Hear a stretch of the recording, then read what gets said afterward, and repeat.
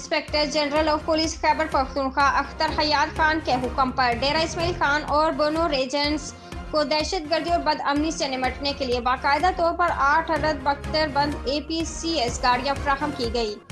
वाज़ेह रहे कि जनूबी अजला में दहशतगर्दी के खतरात से बेहतर और मौसर अंदाज में निपटने और पुलिस एहलकारों की जानों की हिफाजत के लिए जदीद बुलेट प्रूफ गाड़ियों की ज़रूरत शिद्दत से महसूस की जा रही थी। इन अजला में पिछले दिनों रात की तारीकी में मुख्तलिफ पुलिस चौकियात पर दहशतगर्दों के पे दर पे हमलों और पुलिस जवानों की जानिब से जान पर खेलकर उनको पिस्पा करने के वाक़यात रोनमा हुए थे।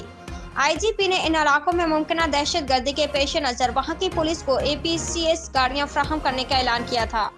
और गुज़श्ता रोज़ मीडिया के नुमाइंदों के साथ एक मुलाकात में इन अजला को बख्तरबंद APCS की गाड़ियाँ जल्द अज जल्द फ्राहम करने के अज़्म का अदा किया था। इस सिलसिले में आज टेली कम्युनिकेशन ब्रांच पेशावर में एक तकरीब मुनक्किद हुई, जिसमें डेरा इस्माइल खान रीजन और बोनो रीजन के पुलिस को 4 अदद APCS गाड़ियाँ हवाला की गई। वाज़ेह है कि ये 8 अदद APCS गाड़ियाँ एलीट पुलिस फोर्स से लेकर इन रेंजर्स को रवाना कर दी गई हैं।